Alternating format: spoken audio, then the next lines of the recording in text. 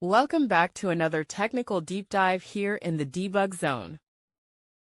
Today we're tackling a big question and breaking it down with insights from other users. Hopefully this clears up some misconceptions and helps you get the answer you need. So buckle up, stay a little curious, and let's jump right in.